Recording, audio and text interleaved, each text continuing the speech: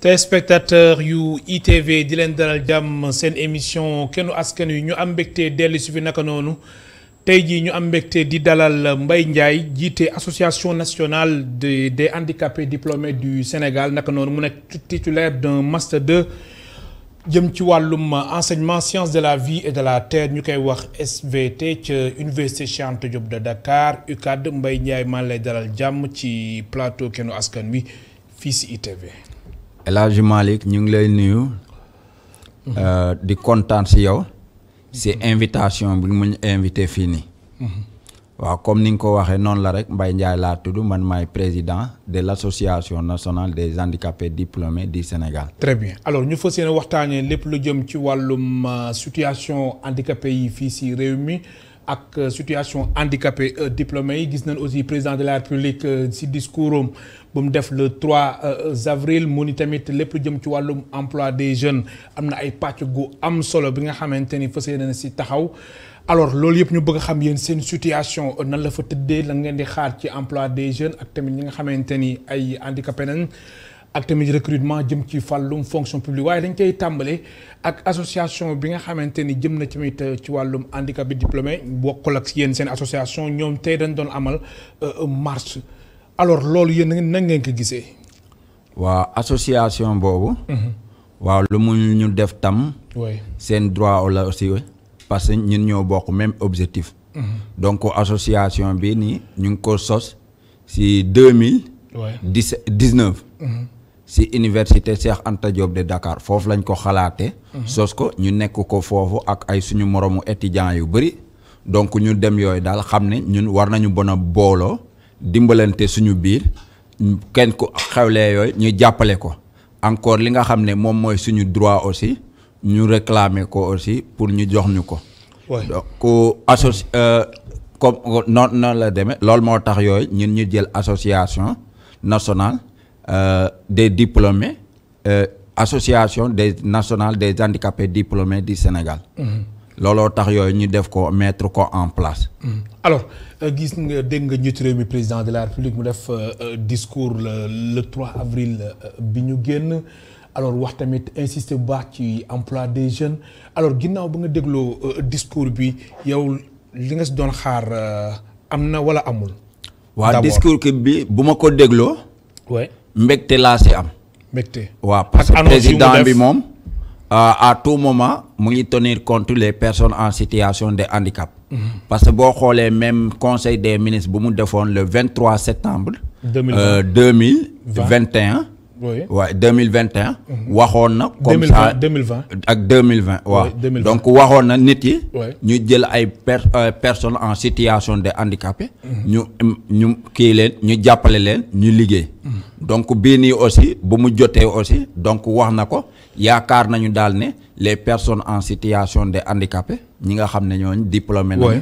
parce que personne handicapée bu ñu waxee diplômé rek mooy ñi nga xam ne pare nañu pour liggéey am nañu. compétence pour liggéey am nañu xam-xam pour liggéey.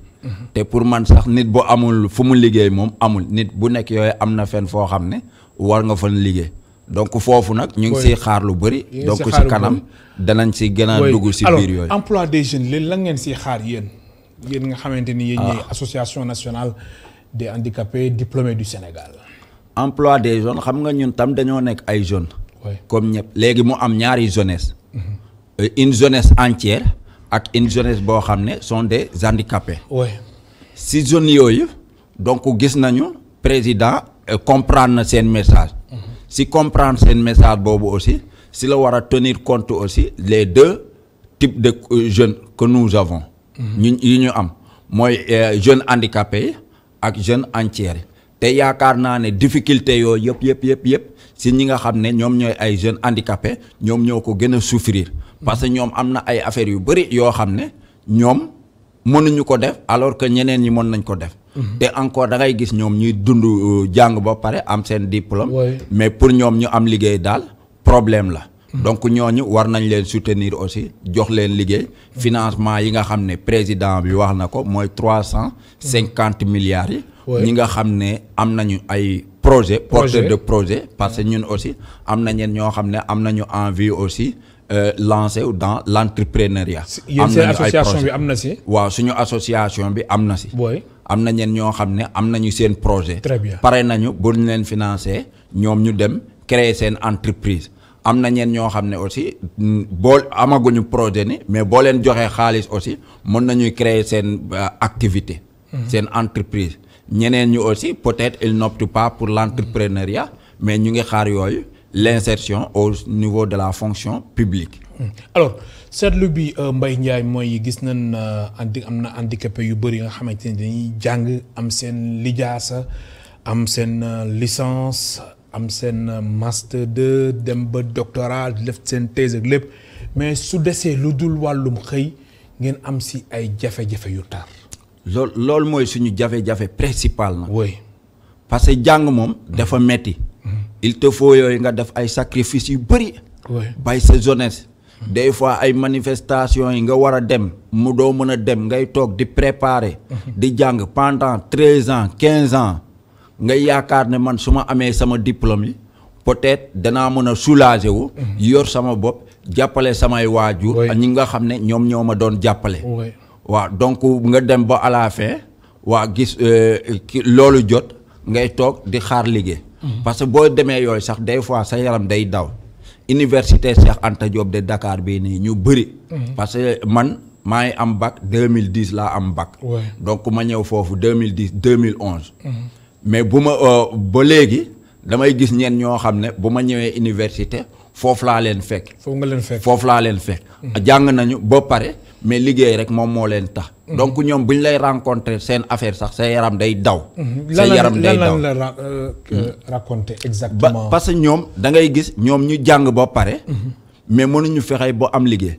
donc ñu le fait que ñoom ñu nekk à l'université gënalu leen dunduñu ak seen famille. mais dañuy nekk foofu aussi pour donner aussi l'espoir. parce que bu ñu retourner CE aussi seen dëkk. mbala seen kër. nit yi di xëy yooyu di liggéey ñoom ñuy toog ci biir kër gi rek. loolu kese da leen di gêner loolu rek da leen di gêner. donc en plus aussi bu ñu toogee ba parents yi mu toog mu jàng ba pare am 2 ans pare amagul liggéey parents yi dañuy encore désespoir. dañuy yaakaar ne kii nii kat lu taxawal ñu dugal ko pour bu màggee mënal boppam. ndekete dugal nañ ko jël na temps mais mënalul boppam. donc loolu aussi déception lay indi ci parents yi. donc ñeneen yi sax dañuy dem bay regretter sax bu ñu xamoon yooyu sax dem jàngi ji métier.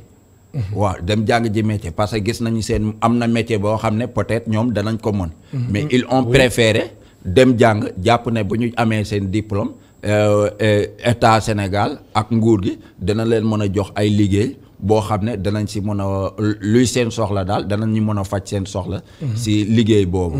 alors du ñàkk loolu sax lu leer la ngeen di déposer seen ay CV naka noonu seen ay demande d'emploi lettre de motivation ci ay entreprise mais su desul lu dul ñu woo leen dafay nekk ay jafe-jafe walla sax même suñu leen woowee ay stage yu dul jeex ngeen di am.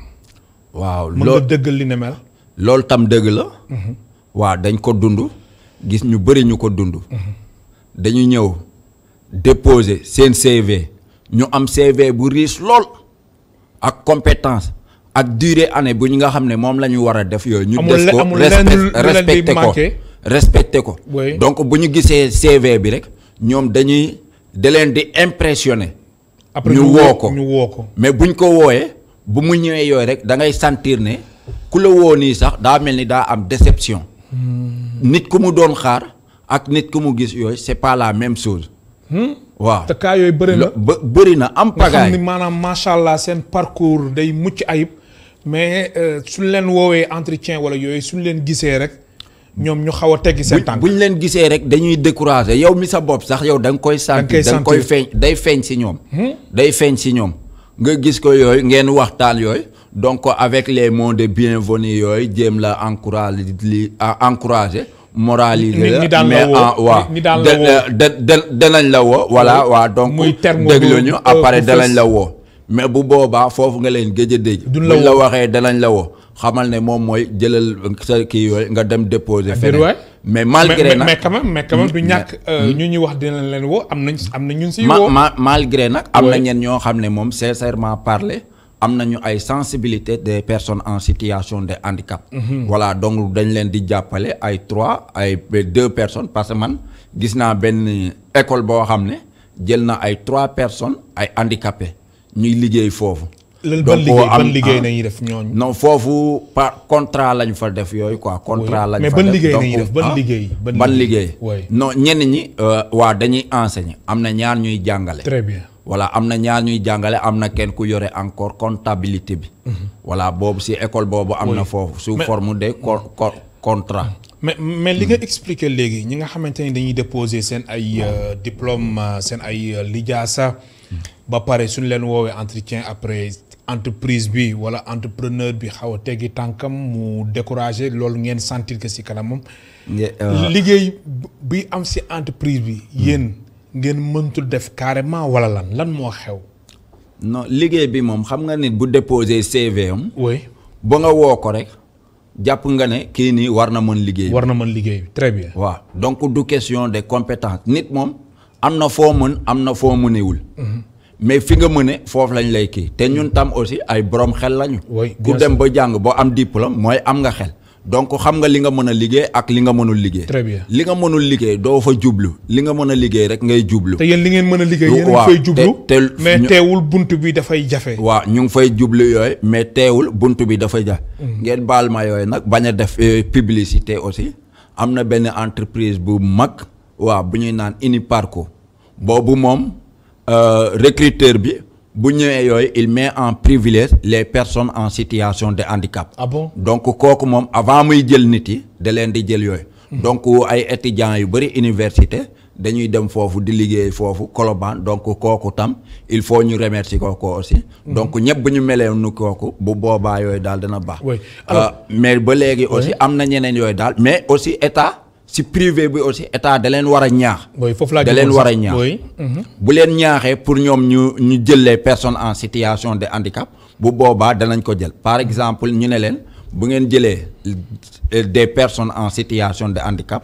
par rapport ak nombre handicapés yi ngeen jël danañ leen wàññal ay taxes annuelles bi bu boobaa l'entreprise privée le privé dana mën a am.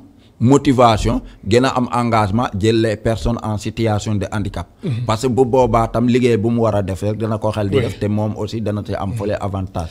ma fàttali suñu mbokk téléspectateurs yi ñu ngi dalal Mbaye Ndiaye président de l'association nationale des handicapés diplômés du Sénégal titulaire d'un master 2 jëm ci wàllum science de la vie et de la terre ñu koy wax SVT ci université Cheikh Anta Diop de Dakar alors Mbaye Ndiaye ci wàllum fonction publique. gis nañ am ngeen quota 15% te yéen recrutement fonction publique li ngeen si doon xaar tamit dafa mel na mbir mi dafa taga tembe demul dikkul déception totale ngeen si am. waaw foofu moom déception lañ fa am. encore parce que li ñu bëggoon yooyu rek. la loi d'orientation sociale. bi nga xam ne voté nañ ko depuis 2010. voilà ñu appliqué ko. ba léegi mais gis nañu ne. autorités yi appliqué wuñ ko. loi boobu buñ ko appliqué woon rek. mbir mi sotti. mu sotti. parce que bu boobaa 15% yi sur le recrutement de la fonction publique. voilà bu boobaa dañ koy respecter. et ci loolu aussi am na 5% aussi dans le privé. bien sûr donc loolu buñ ko respecté woon parce que les personnes en situation de handicap ñi nga xam ne am nañu diplôme bëri boobu. donc ñooñu pour nga insérer leen lu yombul non mën nañu wax ne de façon approximative donc dépassé wuñu 500 personnes dépassé wuñ ko. 500 maanaam kon jël bi war na mën a yomb maanaam ñu tas leen. jël bi yomb na. jël bi yomb na. mais lu tax parce que souvent aussi man ku def il faut ñuy def ay actes de reconnaissance. voilà donc maître Moussa Diop. l'ancien directeur de Dakar Dem Dikk ñu ngi koy remercier parce que ñoom aussi def na appel en candidature pour les personnes en situation de handicap. donc moom jël na si lu bëri. waaw jël na si. donc moom lu mu si jël. yeneen directeurs yi. buñ ko jëloon rek bu boobaa benn personne en situation de handicap. Comme par exemple ces directeurs là mën naa joxe comme. oui mais avant ngay ñëw si ñi nga bëgg joxe. léegi ndax dafa mel na yow dafa mel na da nga ingaale liste léegi d'abord Dakar Dem Dikk ñi nga xamante ne recruter na leen fa. alors ñooñu yan liggéey lañ fay def exactement. ñi nga xam ne recruter nañ leen Dakar Dem Dikk am na ñu nekk ay receveur. receveur moom mën nañ ko def yooyu. am na ñenn ñoo xam ne aussi mais ñoom ñu ngi fa ba léegi wala. waaw am na ñu ma xam ba léegi am na ñu ma xam ba léegi ñu ngi foofu. xaw ma ndax léegi nag nekkatuñ na foofu par rapport ak seen contrat. xaw ma fi exactement mais am na ñenn ñoo xam ne ba léegi maa ngi leen di gis ñu nekk ci oto bi nekk comme ay receveur. ay receveur très bien. donc ci biir aussi peut-être mën na am aussi mu am ay comptabilité wala ay gestionnaire comptabilité des matières comptabilité ak yeneen ak yeneen. yooyu yëpp mën na ci am. mais man actuellement. ñi nga xam ñi ma gis ay receveur lañu. waaw ba léegi am na ñu may gis foofu xaw ma ndax wàññi nañu ak wàññiwuñu. waaw mais bëggoon naa daal directeurs yi aussi ku nekk aussi jël. waaw comme directeur poste directeur Sen'Eau directeur Senelec. directeur COUD. directeur COUD même. voilà kooku moo war a njëkk a nekk encore ki nga xam ne moom mooy jël. ah bon waaw moom moo war a jël. lu tax parce que moom dafa nekk kenn koo xam ne aussi dafa dund ak handicapé yi. ñuy remercier encore l'ancien directeur du COUD. Abdoulaye Sow. oui moom aussi am na effort l'actuel ministre de l'urbanisme. actuel ministre de l'urbanisme. oui donc moom tam am na ay jéego yu mu def foofu parce que octroyé na leen ay chambre donc bien vrai que am na yu manqué mais am na benn sensibilité. tuuti parce que ñu nekk foofu ba préparer seen études yooyu ñu ngi foofu ba léegi ñu am leneen di kii bien vrai que am na ñu inscrire sax ci les écoles privées mais da ngay inscrire boo am sa kii bi diplôme bi ni après nga demaat ci beneen école inscrire waatu jàng boo xam ne xamoo fu mu jeex. donc boobu day xaw a métti mais directeur bi lu tax ma ne moom moo war a gën a mën a jël parce que dañu bokk ak ay nit en fii ñuy jàng ak ñoom ñuy dem di liggéey ci COUD di wàcc. ñun ñu nekk foofu te nga xam ne ndimbal bu kii moom ci cour les plus vulnérables. à savoir les personnes en situation de handicap ñoo garab mën a gën a jege yeyoo ndimbal. am na solo donc foofu war nañ leen mën a jël foofu. mbokk téléspectateurs yi mën ngeen participer ci émission bi soo leen wootee ci 88 628 74 74 88 628 74 74 alors beneen tamit jafe-jafe bi nga xamante ni yéen diplômé wala handicapé diplômé yi yéen a ngi koy am mooy wàllum concours yi lu ci mel ni concours ENA école nationale d'administration lu jëm ci wàllum concours FASTEF wala tamit concours bi jëm ci wàllum centre de formation judiciaire magistrature. mu nekk ay concours yi nga xamante ni yéen da ngeen ci am ay jafe-jafe. yu takkarnaase te yéen yi sàkku ci nguur gi mu indi ci ay jafe ay solution alors ban yoon la état bi war a mën a jaar ba su ko defee yéen ngeen di gën a mën a accéder ci concours yooyu ba yàlla mbay leen ci nam ngeen am liggéey bu baax. waaw concours yooyu tam ñu ngi am ci ay jafe-jafe ah. oui parce que concours yooyu dafa nekk yéen yoo xam ne aussi c'est très sélectif. nombre bu ñu jël yooyu dafa tuuti. bien sûr te concours yi nga xam ne ñun mën nañ ko def dafa nekk ay concours yoo xam ne bëriwul. comme concours paramilitaire. ok ak concours militaire yëpp ñun mënuñu ko def. des fois yooyu. mais pourtant yéen étudiant daf may woo. oui sama yaram day daw. oui surtout ñi nga xam ne dañoo kii am ay seen diplôme à la faculté des droits. nga xam ne faculté des droits presque seen débouché moom mooy gendarmerie police ak douane bien vrai que magistrature. ak kii yooyu greffier yëpp ñu ngi ci mais ñooñu c'est très restreint. donc comme que ñoom mënuñu def police mënuñu def gendarmerie mënuñu def douane donc ñu war leen ubbil porte aussi greffier yi sax jarul woon sax ñu leen di defaral comme concours ku dem ba jàng fac droit ba am sa licence 2 mbala sa licence kooku yaakaar naa lu ñuy laaj ci greffier yooyu yëpp war nga ko mën a def. bu ñu demee ba di ko def ay concours tam ak yeneen concours yi. muy FASTEF muy ENA. da ngeen si sa gis-gis da ngeen war a mën a accéder si lu si mel ni ENA wala tamit bu magistrature bi wala greffier te doo leen def concours. loolu nga bëgg a wax wala. waaw loolu war na mën a nekk même bu nekkul leen loo xam ne aussi parce que ñun aussi. demandé wuñu aussi benn facilité. concours bi da leen di gàllankoor. concours bi daf ñuy gàllankoor. mais c'est par rapport mais pourtant par rapport ak effectif bi la. effectif. waaw par rapport ak effectif. mais pourtant gis nañ fi ay concours yi nga xamante ni ay handicapés dañuy réussir comme concours CESTI ma cité si Demba Senghor nga xamante ni CESTI la génnee. mu nekk journaliste mos naa ko invité fii sax moom tamit concours CESTI te concours bu sélectif la. waaw concours CESTI la. oui bu ñu waxee waxuñu ne handicapés yi du ñuy réussir concours yi. très bien dañ siy réussir si concours yi. mais pour nga réussir si concours yooyu.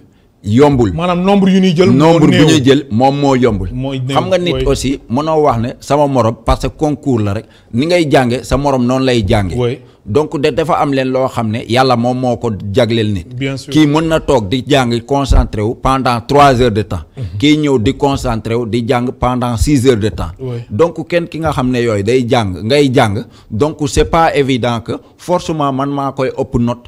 donc bu nekkoon boo jàngee kese nga kii parce que concours ak examen amul problème si examen yi ñun demandé wuñu comme ça ñu defaral ñu ay privilèges. parce que loolu il s'agit tout simplement moyenne lañ la laaj. bien sûr tu la laajee moyenne bi boo amee rek da ngay jàll. boo amee niveau bii nii da nga am moyenne bi da nga jàll mais concours par rapport ak ñun jiitu. donc mën nga jàng boo am une note de 16. nga gis keneen koo xam ne am na une note de 17. ñii 18. mbala si biir 16 yooyu sax ñii am ay 16,85 16,85 86 88 yow yaa ngi am 16 pile. xam nga yow boo demee boo am 16 rek jàng nga. am nga niveau bi mais nombre bu ñuy jël. moom moo tax yooyu yegg siwul si yow. donc si genre concours yooyu aussi ñuy kii ñu defaral ñu comme ça ay benn privilège quota boo xam ne dañ ko réserver les personnes en situation de handicap. ñun suñu bopp ñu concurrencer suñu bopp ki nga xam ne sa chance nekk na si rek nga jël. donc maanaam yéen seen biir la voilà suñu biir. donc 15% yi au moins 15% yi si concours yi ñu respecté ko. te encore comme li ñu doon wax foofu si fonction publique bi 15% bi dañ ko war a respecté par exemple bu ñu waxee ne dañuy recruter les médecins donc parmi ces médecins ñu jël 15% réservé ko les personnes en situation de handicap. bu amee une personne en situation de handicap. qui est diplômé et am na capacité boobu donc ñu jël ko s'il n'y a pas ñu jël ñi nga xam ne ñu kii ko jël seen quota yu jox ko mais bu amee comme ça beneen greffier yi aussi ak magistrature yi comme ça mu am comme genre yooyu BTS yi ainsi de suite ñu jox leen ay quota boo xam ne ñoom seen biir ñoom ñoo koy concurrencer. ku si jiitu yooyu rek nga xam ne yow la sa chance nekk yooyu nga alors recrutement yuy am ci fonction publique yéen diplômé wala handicapé diplômé yi ñaata nañ si jot a recruter. loolu li ñu si recruter yooyu nag bëriwul parce que boo gisee association mais nombre bi par exemple. nombre bi moom mënuma la koo xaymal parce que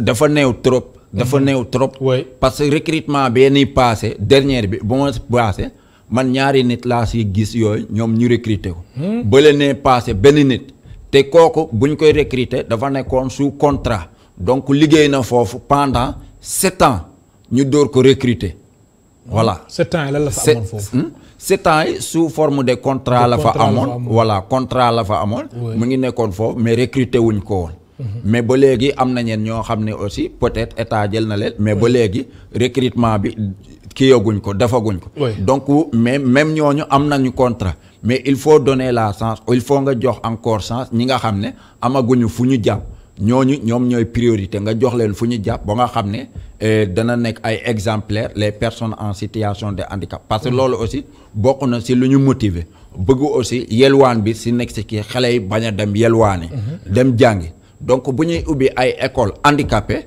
pour ñoom ñu bañ a dem yelwaani dem jàngi mais jàng aussi dafa am finalité boo jàngee nga am foo teye nga mën a jël sa bopp en charge jël sa yaay dimbale sa yaay ñi nga xam ne ñoom may nañ la kon ñi nga xamante ni ñu ngi yalwaan am na si ay handicapés yoo xamante ni jàng nañ ba am seen ay lijaasa waaw ñu jàng boo am seen lijaasa pour ñu yelwaan lu metti lay doon lu metti lay doon parce que mais am na si quand même non man si ñàkk daal man na si am mais man gisuma ko gisoo ko man moom gisuma ko parce que boo xoolee par rapport ak seen caractère rek nga xam ne ñii ni pour ñu ñaan yooyu sax ñu war a ñaan sax problème la waxatuma la nag ngay dem di kii parce que am na leen loo xam ne da nga koy taamu ñuy yelwaan la majeure partie ñu ngi ko taamoo bu ñu nekkee ay xele.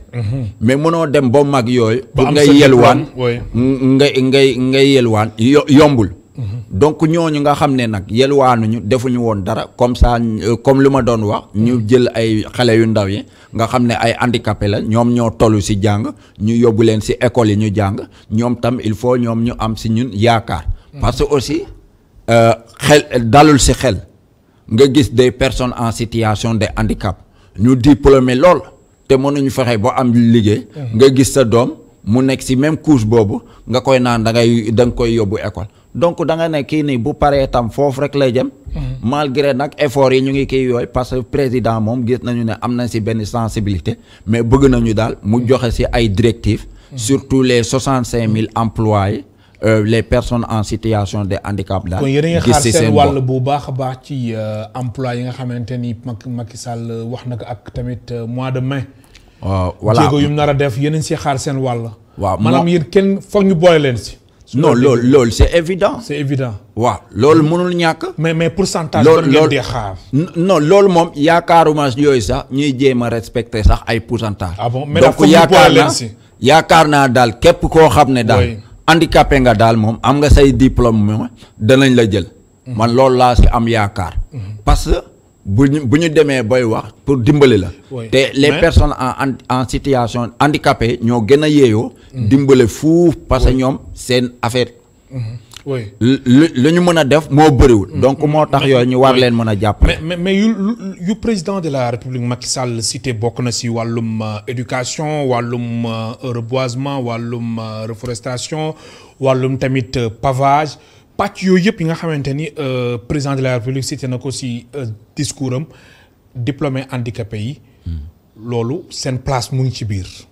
non seen place seen place si pàcc yooyu yëpp. seen place mu ngi si biir si pàcc yooyu yëpp. parce que les handicapés yi dafa am comme ça diversité. ñun ñëpp bokkuñu même handicap. parce que boo xoolee comme man amputé la pied droit. am na ñeen ñoo xam ne ay amputé main lañu. donc am na ñeen ñoo xam ne seen kii donc différence yi bëri na. donc ñii nii bu ñu mënul def lii ñii mën nañu def nii am na ñeen ñoo xam ne mënuñu def lii. mais mën nañu def lee mais lu ñu mën a def nga jox leen ko parce que man personnellement. accepté wu ma ne am na nit koo xam ne nga nekk nit amoo leen loo mënul def amul leen loo mënul def. parce que booy xool sax même ñi nga xam ne jànguñu amuñu sax BFM da nga leen di gis ci direction yi ci ministère yi ñuy liggéey. donc ana kenn ki nga xam ne yooyu jàng na mën na liir mën na bind lu ñu bind ñu liir ko mu xam ko kon kooku liggéeyam moo war a gën a mën a yomb kenn ki nga xam ne amul bac amul BFM. te loolu ba léegi ñun dañ koy gis ci ministère bi. kon am na ci ay bërëb liggéeykaay yi nga xamante ne am na ñu fa nekk ñi nga xamante ne vraiment yéen soo leen fa nekkoon yéen a leen gën a mérité place bi nga bëgg wax. ba pare soo leen fa nekkoon liggéey bi day gën a mucc ayib. non du question sax ñun ñoo leen gën a mérité place bi. mais dañ leen bëgg a wax ne ñoom bu ñu amoon ambition yooyu bu ñu bëggoon comme ça les personnes en situation de handicap. diplômés liggéey dañuy liggéey. parce que booy wax des fois ñu lay naan ay qualification de formation professionnelle ainsi de suite mais formation professionnelle yooyu bien vrai que si ñun am na ñu bëri ñoo xam ne am nañu diplôme formation professionnelle mais formation professionnelle yàggul Sénégal. mais nit yi enseignement général la ñu doon génnee yooyu dem fu ñu leen affecté yooyu ñoom ñu liggéey foofu doo fa def 2 mois 1 mois te mënoo liggéey bi 1 mois sax dafa bëri. 1 mois dafa bëri doo fa def 1 semaine yooyu te mënoo liggéey bi. dama doon prouver na ñoom fu ñu leen dugal pour ñu liggéey rek quel que soit leur diplôme yomb na fu ñu leen dugal moom am na am pagaille en plus ma lancé foofu appel comme ça autoroute à péage ñi nga xam ne ñoom ñoo nekk ci guichet yi personne en situation de handicap ñi nga xam ne handicap lourd la ñu yor ay fauteuil roulant la ñuy bouger wu donc ñooñu mérité nañu place yooyu dañoo war a jël bépp personne en situation de handicap. nga yore fauteuil roulant ñu jox la ba pare nga ñu door a xool keneen. léegi ci wàllum formation foofu dañ fay taxaw tuuti 3FPT foofu yéen a fay gis seen bopp. waaw 3FPT moom sincèrement parler ñu ngi siy gis foofu suñu bopp. waaw ñu bëri am nañu seen diplôme. donc foofu la ñu jaar ñoo leen financer seen jàng yooyu bu ñu kii. mais jàng bi aussi boo financé yooyu finalité bi yëpp moom mooy liggéey nga si kii ngay jàng yooyu te amoo liggéey yooyu amul benn kii ngay toog yooyu di jàng yooyu war a yor famille yooyu entrepreneur sa bopp yooyu ak leneen nit yi war a xool si yow nga am say besoin mënoo ko kii donc loolu la mais am nañu ay ñoo xam ne côté boobu ñu ngi leen siy jàppale si éducation bi ñu ngi leen di jàppale mais emploi insertion professionnelle bi daal moom moo des alors wàllum matériel d'adaptation gis nañ aussi yéen yi ngeen di faral jëfandikoo ay béquilles yi loolu tamit vraiment da ngeen si am ay jafe-jafe ay difficultés yu takkarnaase waaw loolu tam bokk na si li nga xam ne moom moo tax ñu créer association oui parce que association bi da ngay gis ñen ñoo xam ne dañuy am ay problème matériel ab prothèse yoo xam ne day yàqu prothèse yi actuellement dafa cher loolu aussi prothèse yi dafa cher ñaata lay jar ñaata dafa cher man buñ ma defaralee début bu mujj bi 1,2 million lañ ma defaraloon prothèse fémorale 1,2 million am na benn moment boo xam ne sama appareil dafa yàqu sama subvention bourse moom laa jël yooyu dolli si jëndi prothèse si laa ko def mais am na ñeen ñoo xam ne amuñu capacité boobu parce que boo bëggee jël Sénégal bu ñu nekk man mii nga may jëndloo appareil 1,2 million loo xam ne yooyu du def 4 ans du def 5 ans du def 6 ans. kon appareil mujjoo ko jënd. mujj ma ko jënd. donc mujj ma ko jënd parce que man maa ngi gis ne 1,2 million boobu man buñ ma ko joxee yooyu mën naa ubbi sama benn petite entreprise. dem si moom moo ma gënal yooyu ma jënd 1,2 million jënd ko def ko si prothèse loo xam ne ay 6 ans lay def après day def 6 ans yooyu après mu amaat kii nga bëgg ko renouveler waat. donc mieux vaut yooyu nga investir ko si benn. mais ñu ngi ñaan aussi les bonnes volontés aussi ñu ñëw jàppale ñu ONG yi ak ñëw jàppale ñu si aide matérielle ak aide financière parce que si ñun ñu bëri dañ koy soxla te amuñu fenn loo xam ne dañ koy foofu lañ koy yaakaar parce que ñu ëpp aussi si famille kii bi la ñuy nekk quoi. seen parents yi daal liggéeyuñu donc ñoom pour ñu am kii parce que ñoom dañ leen di bëgg a jàppale sax mais du ñu am moyen te yaakaar naa aussi loi d'orientation bi bu président bi joxe ordre ne nañ ko appliquer partout sur le territoire national danañ ko appliquer yaakaar naa sénégalais yëpp danañ si gis seen bopp. ñi nga xam ne ay doomu handicapé la ñu am ak ay xaritu handicapé ku si amul doom tam am nga si xarit mbala am nga kenn koo xam ne xam nga ko nga bëgg ko dimbale mais sa loxo jotul ginnaaw pour nga dimbale ko donc boo gisee kenn koo xam ne mu ngi koy dimbale aussi doo def leneen lu dul apprécier ko ñaanal ko remercier ko. kon loolu nga si mën a am yooyu. alors si seen association nationale bi nga xamante ne moom mooy association nationale des handicapés diplômés du Sénégal te yow Mbaye Ndiaye nga nekk président bi profil yi fa nekk lan la. profil yu fa nekk yooyu moom bëri na quoi. waaw am na ñenn ñoo xam ne. am nañu licence à la faculté des droits. man des fois yooyu faculté des sciences juridiques et politiques. donc ñooñu am na ñu fa bëri ñu fa nekk. man des fois sama yaram day daw sax. dafay am ñenn ñoo xam ne dañ ma woo ñu ne ma man bu ma amee sama licence ak ba ma soutenir sama master ba léegi beneen affaire la donc am na ñenn ñoo xam ne benn jigéen la. dafa obligé retourner waat seen village te am na licence am à la faculté des droits. mu obligé dellu village am mooy kii magam bu jigéen fu muy sëy mu dem occuper ko ay doomam mu dem yoral ko ay doomam comme nu ma ko mën a waxee yooyu rek nekk ay mbindaanam. donc souvent ñu bëri foofu la ñuy mujj yooyu du ñu am lenn kii. ñenn ñi dañuy am désespoir boo waxee yooyu sax mu ne ma man du ma déposé wati dama déposé ba sonn parce que si biir dépôt yi aussi dañuy gis ci ay déception da ngay jël ay CV nga imprimer lu mot ay 50 CV. nga déposé fu nekk. nga déposé fu nekk. kenn du la woo. waaw non dañ lay woo. mais buñ la wooyee du am continuité du am suivi. danañ la woowaat rek. lañ lay mooy li nga doon wax sànq. su la wooyee soo xasee ba ñëw après ñoom ñu teggi seen tànk. mooy lu ma la doon wax sànq. en plus aussi am nañ ñeen ñoo xam ne diplômé nañu à la faculté FASEG. faculté des sciences économiques et de gestion. donc ñooñu am na ñu fa am foofu seen master. ñii am seen licence. donc ñi nga xam ne am nañu seen master donc amul fépp foo xam ne concernant comptabilité ak gestion foo xam ne mënuñu fa liggéey ñi nga xam ne am nañu seen licence aussi comme ça structure publique yi foo dem yooyu am na ay caissières yi ñoom war nañ fa mën a nekk Sénélec si les structures de santé donc caissières yi war nañ leen mën a jox yooyu ñoom ñu gérer ko ku dem boo am sa licence à la FASEC yooyu moom war nga mën a gérer loolu. Ensuite aussi à la faculté des lettres et sciences humaines. mu nga xam ne ñu bëri foofu la ñu nekk. FLSH. SH waaw ñu bëri foofu la ñu nekk.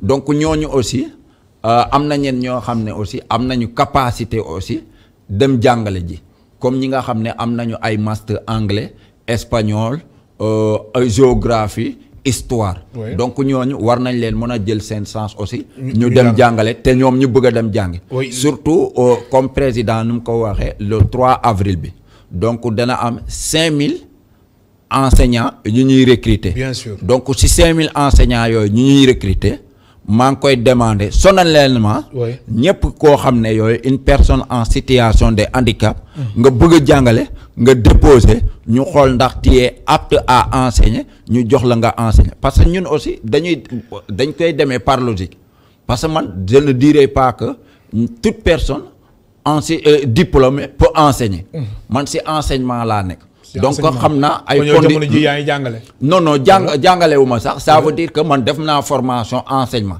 man tàggat nañ ma de la vie et de la terre de la science de la vie et de la terre man tàggat nañ ma école normale FASTEF fu ñuy tàggatee enseignants yi ñuy jàngale mais man nekkuma woon foofu dugguma woon foofu par concours dama duggoon en collaboration avec suñu faculté donc si master d'enseignement yi ñun kii yooyu parce que foofu aussi. ban faculté des sciences et techniques. faculté des sciences et techniques. au département des biologies. exact chimie géosciences. très bien foofu aussi foofu la ñuy créer ay master d'enseignement. master d'enseignement PC et master d'enseignement SVT. très bien ñooñu génn si master d'enseignement bi aussi am nañu capacité aussi war nañ leen mën a jox aussi ñoom ñu jàng te surtout foofu nga xam ne moom mooy faculté des sciences. te l'État day promouvoir la science.